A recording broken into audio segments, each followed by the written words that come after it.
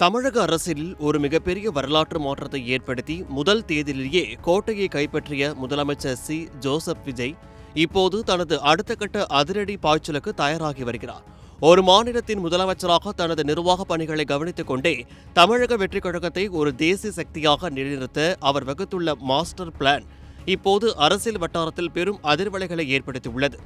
இந்த வியூகம் 1972 புரட்சித் தலைவர் எம்ஜிஆர் அவர்கள் கையாண்ட அதே வெற்றிகரமான பாணியை பின்பற்றி இருப்பதாக பலரும் ஆச்சரியத்துடன் பேசுகின்றனர்.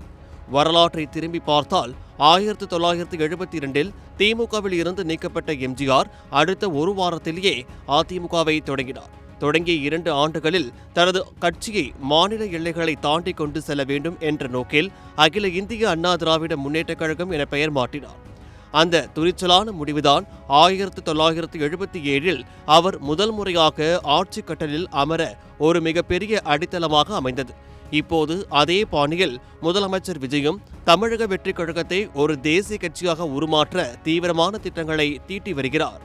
விஜய்க்கு தமிழகம் மட்டுமல்லாமல் கேரளா, கர்நாடகா, ஆந்திரா மற்றும் புதுச்சேரி ஆகிய அண்டை மாநிலங்களில் ஒரு மிகப்பெரிய ரசிகர் பட்டாளம் ஏற்கனவே இருக்கிறது. குறிப்பாக விஜய் மக்கள் இயக்கம் இந்த மாநிலங்களில் பல ஆண்டுகளாக மிக வலுவாக செயல்பட்டு வருகிறது. இப்போது அந்த மக்கள் இயக்கத்தை சத்தமில்லாமல் தமிழக வெற்றிக் கழகத்தின் அதிகாரப்பூர்வ கிளைகளாக மாற்றும் பணிகள் தொடங்கிவிட்டதாக கூறப்படுகிறது. இதன் மூலம் தமிழகத்திற்கு வெளியே வாழும் தமிழர்கள் மற்றும் பிற மாநில ரசிகர்களின் வாக்கு வங்கியை ஒருங்கிணைத்து தென்னிந்திய முழுவதும் தாவேகாவை ஒரு வலிமையான அரசியல் சக்தியாக மாற்ற விஜய் திட்டமிட்டுள்ளார். விரைவில் பிற மாநில நிர்வாகிகளுடன் ஒரு ரகசிய ஆலோசனைக் கூட்டத்தை நடத்தி அங்கு நடைபெறப் போகும் தேர்தல்களிலும் தாவேக சார்பாக வேட்பாளர்களை நிறுத்த விஜய் ஆலோசித்து வருவதாக தகவல்கள் கசிக்கின்றன.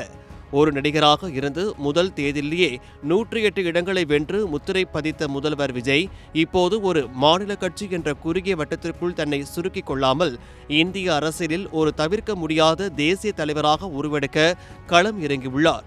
எம்ஜிஆர் தொடங்கிய அந்த அகில இந்திய பயணம் முதல்வர் விஜயின் கைகளில் எந்த மாதிரியான மாற்றங்களை கொண்டு வரப்போகிறது என்பதை நாம் பொறுத்திருந்துதான் பார்க்க வேண்டும்.